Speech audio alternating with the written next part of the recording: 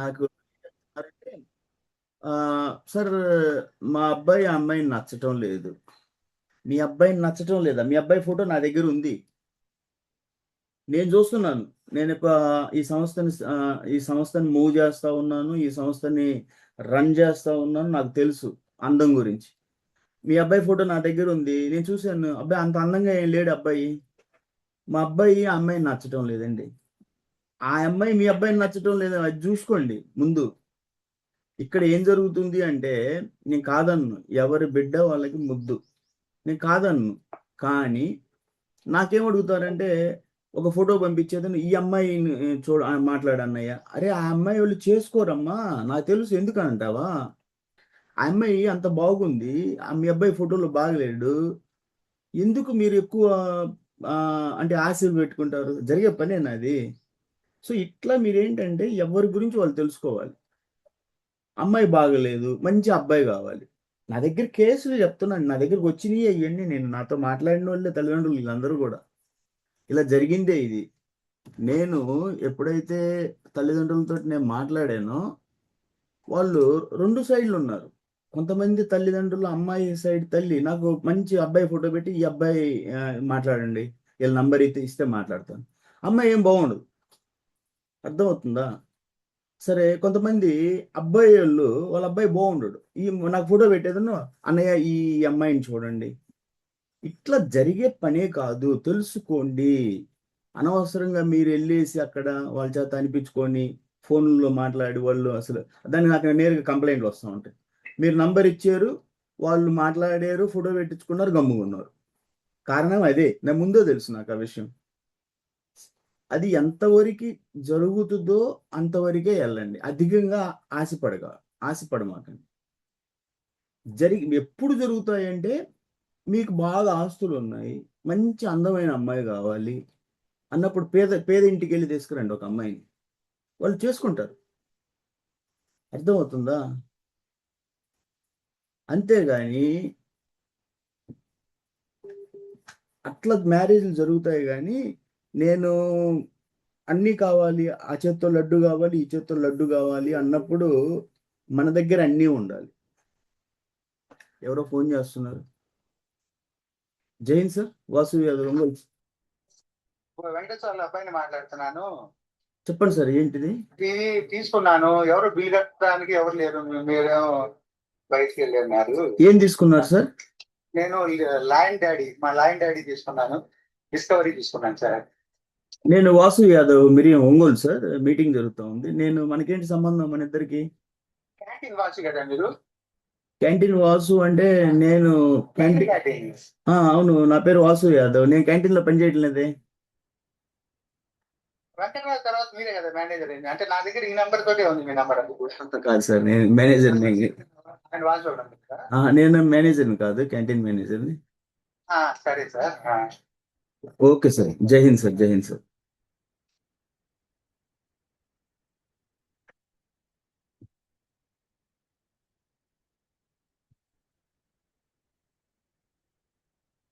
Okay sir, అర్థమవుతుందమ్మా. కాబట్టి నేను అందరికీ చెప్పేది ఏంటంటే, ఒక రీజనబుల్గా ఆలోచించండి. అది సాధ్యం అవుతుంది. మీరు ఎంత లేట్ చేసుకుంటే అంత నష్టపోతారు. మ్యారేజ్లు జ్యోతిష్యం మీద వెళ్తే అస్సలు చాలా నష్టపోతారు. అది ఎంత అంటే ఇర్రివర్సబుల్ డ్యామేజ్, రివర్స్ కాని డ్యామేజ్ అనమాట. వయసు దాటిపోద్ది. ఆ తర్వాత ఏమో ఏదో టైంలో చేస్తారు, మేము కాదన్న ఆ టయానికి. ఇప్పుడు కొంతమందికి, మీ అందరికి తెలుసు, వయసు దాటిపోయిన ప్రొడక్షన్ అనేది ఛాన్సెస్ ఉంటాయి. ఫెర్టిలిటీ అని మళ్ళీ తిరుగుతారు, మళ్ళీ ఫెర్టిలిటీ సెంటర్స్కి వెళ్తారు. పిల్లలు పుట్టడం లేదండి, లేటుగా మ్యారేజ్లు చేస్తారు. అర్థమవుతుందా? కాబట్టి ప్రతి ఒక్కటి ఆలోచించండి, నాతో డిస్కస్ చేయండి. మీకు నేను సహాయం చేయడానికి ఎప్పుడూ రెడీగానే ఉంటాను. కౌన్సిలింగ్ చేయాలన్నా, మీ మానసిక సైకలాజికల్ స్థితిని తెలుసుకొని దాన్ని ఒక పెద్ద బ్రదర్గా సరి చేయడానికి ట్రై చేస్తాను. అంతేగాని మేము కరెక్ట్ అంటే, మీ మీ దృష్టిలో మీరే కరెక్ట్, ఎవరి దృష్టిలో వాళ్ళే కరెక్ట్, ఎవరికి వాళ్ళు దేవుళ్ళు, నేనే గొప్ప అనుకుంటే. ఇప్పుడు ఆ పిల్లలేమో మిమ్మల్ని ఏమో అనలేరు, మీ మాట దాటి వెళ్ళలేరు, మీ మీదే నమ్ముకొని ఉంటారు. మీరు చేస్తారో చేయరో మీ మీదే వదిలిపెట్టి గమ్ము తిరుగుతారు. ఇంకేం చేస్తారు? మిమ్మల్ని ఏం అనలేరు. మీరేమో నా దగ్గర ఎన్నో కేసులు ఉన్నాయి. తల్లిదండ్రులు జ్యోతిష్యం పిచ్చిలో ఆ పిల్లలు పెళ్లి చేయకుండా ఉంటే వాళ్ళని ఏం అనకుండా అనలేక వదిలేసి కూర్చోని గమ్ముగా సంఘము సమాజము అనే ఒక కట్టుబాటుల్లో ఇరుక్కొని తల్లిదండ్రుల కుటుంబ పరువు అనే వాటిల్లో నిలబడి ఉంటే మీరేమో జ్యోతిష్యం పట్టుకొని ఆ పిల్లలు పెళ్లి చేయకుండా తిరుగుతూ ఉంటారు. ఇంకా అధిక అధిక ఓవర్ ఎక్స్పెక్టేషన్స్.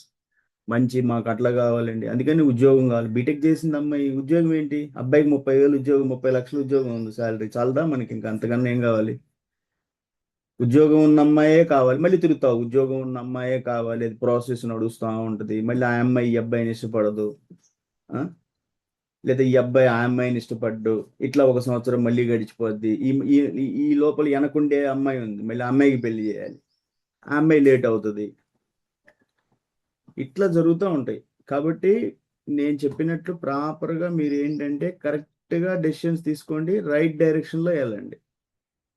అంతేగాని అంటే కొంతమంది నన్ను అంటుంటారు, వాసు యాదవ్ నీకు తెలియదు ఇందులో చాలా తలకాయ నొప్పులు ఉన్నాయా బల్లివుడు ఎట్లా అంటే అమ్మది మ్యాచ్ అయిపోయినాయి, పెళ్ళిళ్ళు చేయాలంటే ఆర్థిక స్థితిగతులు ఉంటాయి, అబ్బాయి అమ్మాయి నచ్చుకోవాలి, ఇచ్చిపుచ్చుకునేది బాగుండాలి, మంచి ఉద్యోగం ఉండాలి, పెద్ద బ్యాంక్ బ్యాలెన్స్ ఉండాలి, వెనక కోట్లు ఉండాలి, ఇచ్చేటప్పుడు బంగారం బాగుండాలి, ఆడపడుచు కట్నాలు బాగుండాలి, అబ్బాయి మంచి హైట్ ఉండాలి, అమ్మాయి అందంగా ఉండాలి, అబ్బాయి మహేష్ బాబు లాగా ఉండాలి, ఇంటి ముందు పోయేటప్పుడు కారు పోవడానికి రోడ్డు 1 కిలోమీటర్ రోడ్డు ఉండాలి, ఆ చుట్టుపక్కల అన్ని పొలాలన్నీ గ్రీనరీగా ఉండాలి. ఈ రకంగా కోరితే లైఫ్ అవుతుందా?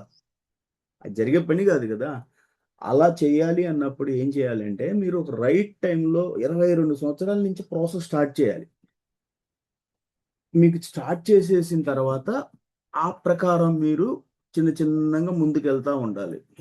విచారిస్తూ ఉండాలి, విచారించుకుంటున్నా అట్లా 3 సంవత్సరాలు విచారించి చేసుకునే లోపల 25 అవుతుంది. ఈ లోపల ఈ 3 సంవత్సరాలు ఎవరో ఒకరు కుదరకపోరా మీకు కోరుకున్నట్టు. నేను చెప్పిన ఈ క్రైటీరియా ఉంది కదా, ఎంత బాగా ఆస్తులు కావాలి. జ్యోతిష్యం అయితే అది మ్యాచ్ మీ ముందు నేను రాసిస్తాను. మీరు ఆ 7 సంవత్సరాలు తిరిగినా కూడా వాళ్ళకి మీ పెళ్ళిళ్ళు కానివ్వరు. ఎందుకంటే వాడు ఒక కారణం చెప్పి చెడగొట్టడానికి 2 నిమిషాలు పడుతుంది. ఏముంది? మీరు తీసుకెళ్ళిపోయిన మ్యాచ్ నెలలో 200, 300 చేతిలో పెడతారు. కొంతమంది 500, 1000 ఇచ్చిన వాళ్ళు కూడా ఉన్నారు. వాడు వెళ్ళిపోయి ఎందుకు అంటే జ్యోతిష్యం వల్ల ఎక్కువ % ఛాన్స్ ఎందుకు ఉంటుంది అంటే, ఒక కారణం వాడు ఎతికేది ఒక కారణమే, ఏదో ఒక కారణం తగులుద్ది ఆ చాట్లో. అంటే రాశి కలగకపోవచ్చు, లేకపోతే నక్షత్రం కలగకపోవచ్చు, అది షష్టాష్టకం అవ్వచ్చు, లేకపోతే అమ్మాయి రాక్షస గణం అవ్వచ్చు, లేకపోతే ఇద్దరి మధ్యన నాడీ దోషం ఏకనాడి అయి ఉండొచ్చు, ఎలిక పిల్లి పాము ముంగిసులు ఏదో ఒకటి అయి ఉండొచ్చు, లేకపోతే ఇద్దరి రాశి అధిపతులు మిత్రులు కాదు శత్రువులు అవుతారు. తీసేయి. ఇట్లా ఏదో ఒక కారణం ఈ మధ్యలో ఏకరాశి దోషం, ఏక నక్షత్రం, ఏక లగ్న దోషం, త్రిజ్యేష్ఠ దోషం ఉండనే ఉన్నాయి. రజ్జు దోషం, కుజ దోషం, రాహుకేతు దోషము, బేధ నక్షత్ర దోషాలు, వీటిలో ఏదో ఒక దోషం తగులుద్ది వాడు తీసేస్తాడు. జ్యోతిష్యం మీద అయితే అసలు 7 కాదు, మీరు 8 సంవత్సరాలు తిరిగి చెప్పులు అరిగిపోయి ఖాళీ కూర్చున్న వాళ్ళు ఉన్నారు పెళ్ళిళ్ళు చేసుకోకుండా. కాబట్టి తెలుసు ఇది అట్ట కాకుండా మీకు నేను చెప్పిన ఓవర్ ఎక్స్పెక్టేషన్ 25%లో అయితే మీరు కరెక్ట్గా ఒక 22 నుంచి ప్రాసెస్ చేస్తే 3 సంవత్సరాల్లో సరే మీరు కోరుకున్నట్టుగా. అది కూడా ఎప్పుడు మీ ప్రొఫైల్ స్ట్రాంగ్గా ఉండాలి. మీ ప్రొఫైల్ అన్నాను, మీ ప్రొఫైల్ అంటే అమ్మాయి ప్రొఫైల్ కానీ అబ్బాయి ప్రొఫైల్ కానీ. అట్లా కాకుండా అబ్బాయి ప్రొఫైల్ వీక్ అంటే వెనక ఉద్యోగం లేదు, డిగ్రీ చేశారు, ఏదో ఇల్లు ఉంది, 1 ఎకరం పొలం ఉంది అంటే ఇక్కడ కుదరవు. ఈ ఆన్లైన్లో మీరు తెలుగు మ్యాట్రిమోనీ, షాదీ ఇలాంటి గ్రూపుల్లో కుదరవు. మీరు ఈ లోకల్లో విచారించుకోవాలి, దగ్గరగా పల్లెటూరులో కనెక్ట్ చేసుకొని అక్కడక్కడ చూసుకోవాలి. ఇక్కడ ఏంటంటే జనరల్గా ఈ గ్రూపుల్లో వచ్చేవాళ్ళు ఎవరంటే ఎక్కువగా చదువుకున్న వాళ్ళు, ఉద్యోగాలు చేసుకుంటా వాళ్ళ ప్రొఫైల్స్ని, వాళ్ళకి సరైన ప్రొఫైల్ లోకల్లో దొరక్క, ఎందుకంటే అబ్బాయి చదువుకున్నాడు, ఉద్యోగం ఉంది, లోకల్ ఎక్కడ విచారిస్తున్న గ్రామాల్లో అంత లేదు, అలాంటి వాళ్ళు తగలటంలా. పల్లెటూరులో ఎక్కడ విచారించినా కూడా ఎక్కడ కూడా అబ్బాయికి కానీ అమ్మాయికి కానీ సూట్ అయ్యే వాళ్ళు దొరకడం. అప్పుడు ఏం చేస్తారంటే వీళ్ళు సరేలే కొంచెం బయటకైనా వెళ్ళి చూద్దాము అనేసి గ్రూపుల్లో పెడతారు. కొన్ని ఈ తెలుగు మ్యాట్రిమోనియల్స్ అని, ఇట్లా షాదీ.com అని, మన నాలాంటి గ్రూపులు ఉంటాయి కొన్ని, వాటిల్లో పెట్టుకుంటూ ఉంటారు. సో ఎవరో ఒకరు చూస్తారు, పరిచయం అవుతారు, సో వాళ్ళకి సూట్ అయిన వాళ్ళు దొరుకుతారు అనేసి. అంతేగాని నేను ఆ, అబ్బాయికి సార్ డిగ్రీ చదివాడు సార్. ఓకే. తర్వాత నెక్స్ట్ ఏముంది? 1 ఎకరం పొలం ఉంది సార్. ఉండటానికి ఇల్లు ఉంది సార్. మంచి మ్యాచ్ చూడండి సార్. నా దగ్గరికి వస్తే నేనేం చూసేది? ఇక్కడ బీటెక్కులు చదివి టెక్కులు చదివిన వాళ్ళకి పెళ్ళిళ్ళు కావట్లేదు. వాళ్ళకే సగం జ్యోతిష్యం తలకాయ నొప్పి ఉంది. నువ్వు ఇప్పుడు నా దగ్గర ఫోన్ చేసుకొచ్చి, వాసు యాదవ్ గారు మీరు పేద కుటుంబాలకు ఉచితం అని రాశారు, మ్యాచ్ చూడండి సార్, అబ్బాయి డీటెయిల్ చెప్పండి. అబ్బాయి డిగ్రీ చేశాడు సార్. ఓకే. ఆ, తర్వాత సార్ 1 ఎకరం పొలం ఉంది. తర్వాత ఉద్యోగం ఏముంది? ఉద్యోగం ఏం చేయట్లేదు సార్. ఏం చేస్తున్నాడు అబ్బాయి? ఏదో కొంచెం వ్యవసాయం. అయ్యో, ఇక్కడ టెక్నికల్ గా చదివిన వాళ్ళు కూర్చో ఉన్నారు బాబు. ఏం మ్యాచ్లు చూస్తాం? అలాంటి ఏంటంటే నేను సజెషన్ ఏంటంటే, ఇక్కడ రికార్డ్ అవుతుంది, మీరు లోకల్లో చూసుకోండి. లోకల్లో ఏమవుద్దంటే మనకి గ్రామాల్లో దగ్గరలో చాలా మ్యాచ్లు ఉంటాయి. వాటిల్లో విచారించుకొని చేసుకోండి. గ్రూపుల్లో ఏంటంటే వీలైనంత వరకు, ఎందుకంటే చాలా మంది తల్లిదండ్రులకి పల్లెటూరులో ఉండే వాళ్ళకి ఈ గ్రూపుల గురించి కూడా తెలియదు పాపం. ఈ రోజు కొంతమంది అమ్మాయి ఫోటో ఇవ్వడానికి కూడా ఇష్టపడలేదు. ఇంకా అలా ఉన్నారు. ఇంకా గ్రూపుల్లో వచ్చేవాళ్ళు ఎవరంటే కొంచెం చదువుకుంటే అందరూ చదువుకున్నారు, కానీ ఇంకొంచెం ఏంటంటే వాళ్ళకి తగ్గట్టుగా ప్రొఫైల్ దొరకటం లేదు, కొంచెం హై ప్రొఫైల్స్ కావాలి, కొంచెం దూరం అయినా పర్వాలేదు అనేవాళ్ళు ఆ, కొంచెం అబ్రాడ్ సంబంధాలు, డాక్టర్స్, ఇలాంటివి కొన్ని మ్యాచెస్ ఇలాంటివి గ్రూపుల్లోకి వెళ్తే 10 మంది నోటీస్కి వెళ్తుంది, తెలుస్తుంది అని వచ్చేవాళ్ళు అనమాట. కాబట్టి లో ప్రొఫైల్స్కి ఛాన్సే లేదు అస్సలు. 5 లక్షలు ఉంటే నా దగ్గర మ్యారేజ్కి వద్దంటున్నారు. 5 లక్షలు అంటే అదేం శాలరీ సార్? 40-30 వేలు శాలరీ, సాఫ్ట్వేర్. మరి ఎంత కావాలి సార్? అట్లీస్ట్ ఒక 20 లక్షలు పైనే ఉండాలి సార్. మీకేముంది వెనకాల? మాకేం లేదు సార్. మీరేమన్నా ఇస్తారా? ఇచ్చిపుచ్చుకు ఏమి ఇచ్చేది ఏం లేదు సార్. మరి ఈ రకంగా ఎట్లా మ్యారేజ్లు వస్తాయి? ఇప్పుడు నేనంటే ఆదర్శంగా ఉంటాను, ఎదుటోళ్ళు ఆదర్శంగా ఉంటారా? వాసు యాదవ్ ఆదర్శంగా ఉంటాడు, సేవాభావంతో సమాజ సేవ చేస్తాడు. ఎదుటోళ్ళు ఊరకు పెళ్లిళ్ళు చేసుకుంటారా? చెప్పండి. నా ఆలోచన విధానం వేరు, ఇంకొకరి ఆలోచన విధానం వేరు. కాబట్టి నేను మీ అందరికి ఇచ్చే సజెషన్ ఏంటంటే, ప్రాపర్ మ్యారేజ్ అన్నప్పుడు విచారణలో మీకు ఎక్కువ ఆలోచన, ఎక్కువ ఎక్స్పెక్ట్ చేస్తున్నారు అంటే, మీరు టైం దాటిపోయిన తర్వాత ఎక్స్పెక్టేషన్స్ చేస్తే ఉపయోగం ఉండదు వాటి వల్ల. ఒక టైం అయిపోయింది, అంటే మీ చేతుల్లో నుంచి టైం దాటిపోయింది. అంటే ఏజ్, అబ్బాయి నెత్తి మీదనో అమ్మాయి నెత్తి మీదనో ఏజ్ ఫ్యాక్టర్ అనేది పడింది. అప్పుడు ఏమంటారు నాతో కొంతమంది, సార్ అట్లా మీరు అన్నారు రైటే, అంటే మేము ఏజ్ ఎక్కువైపోయిందని ఎవరికంటే ఒకటికి ఇవ్వమంటారు అంటే, అట్లా కాదు. ఉన్నోటిల్లో బెటర్ చూసుకోండి. వచ్చినోటిని, చేతుల్లోకి వచ్చినోటిని వదులుకోమాకండి. మీరు ప్రాసెస్ చేస్తేనే కదా అది బెస్టా వర్స్ట్ అనేది తెలిసేది. మీరు ప్రాసెస్ చేయండి కదా, ప్రాసెస్ చేస్తేనే కదా. ఇప్పుడు మిద్దెక్కాలి అంటే ఫస్ట్ మెట్టు మీద 25 మెట్లు దాటితేనే మిద్దెక్కగలం. వెంకటేశ్వర స్వామి దగ్గరికి వెళ్ళాలి అంటే కింద స్టార్ట్ అయితేనే కదా మొదటి మెట్టు ఎక్కితే పైకి వెళ్తాం. జీవితంలో వివాహం అనే ఈ ప్రక్రియలో ప్రాసెస్ అంటే ఏంటి?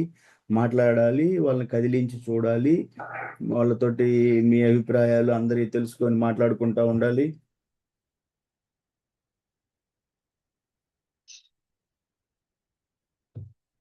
అర్థం అవుతుందంటారా?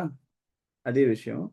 సరే అయితే మీరు అందరూ వరకే మాట్లాడాను, ఇంకా క్లోజ్ చేద్దామా? ఇంకెవరన్నా ఉన్నారా మ్యాచ్లకి తీసుకోవటానికి?